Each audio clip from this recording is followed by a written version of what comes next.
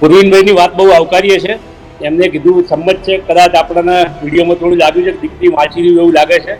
અમે પણ ઈચ્છીએ અને એમના પરિવારને પણ કહીએ કે શક્ય હોય તો દીકરીને જ્યાં બી હોય એ સામે લાવે.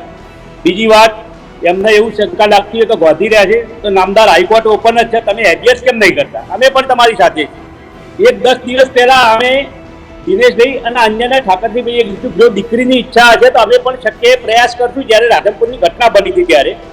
બીજી વાત, 7 તારીખે મેરેજ થાય છે, 14 તારીખે આ લોકો એસપી કચેરી હાજર થઈ, એસપી અથવા મહિલા ગૃહ મોડાસા હાજર થઈ છે. એમના ભાઈના વેવાઈ હતા, રણછોડભાઈના ભાઈ વેવાઈ હતા રામજીભાઈ, એટલે સંબંધીની રૂએ પોલીસ સ્ટેશન ગયા હતા. 4 કલાક દીકરીના સમાજવાળા અલગ મળ્યા હતા, એકલા મળ્યા હતા. એ વખતે દીકરીની આ જ વાત હતી કે જે અત્યારે વિડીયોમાં આપણે જોઈ રહ્યા છીએ. ત્રીજી વાત, આજે 23 તારીખ થાય છે, 17મીની એમની ટપાલ છે એસપીની, લખેલી છે કે માને આ જોખમ છે ગાના છે. ઈચ્છે કે દીકરી પણ સામે આવે. પૂર્વીનભાઈ કહે છે એ તમે સંમત છીએ, ઈચ્છે કે દીકરી પાછા આવી જાય એની ઈચ્છા હોય છે અને આશા રાખીએ કે જેમ સૌ કહેતું હોય છે મેં પણ પ્રેમના વિરુદ્ધ નહીં વળ્યો. દીકરીની ઈચ્છા હશે તો એને ગમશે કરશે.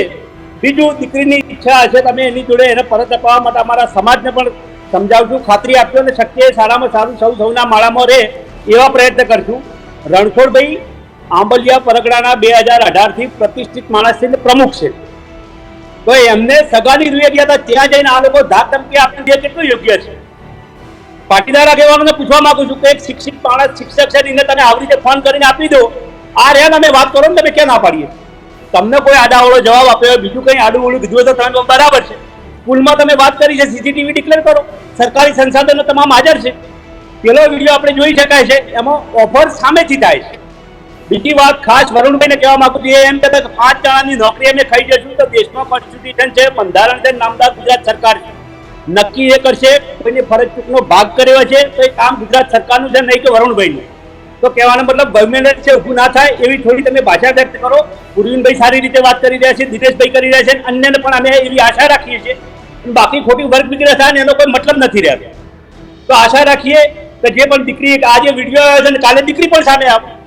સમાજને કહીએ, સમાજ વચ્ચે અહીંયાથી પણ અપીલ કરીએ છીએ કે જ્યાં હોય તમે પોલીસ પ્રોટેક્શન કે અન્ય રીતે સમાજની સામે લાવો તો પૂર્વીનભાઈને એ લોકોને પણ ખ્યાલ આવે અથવા અન્ય લોકોને પણ ખ્યાલ આવે.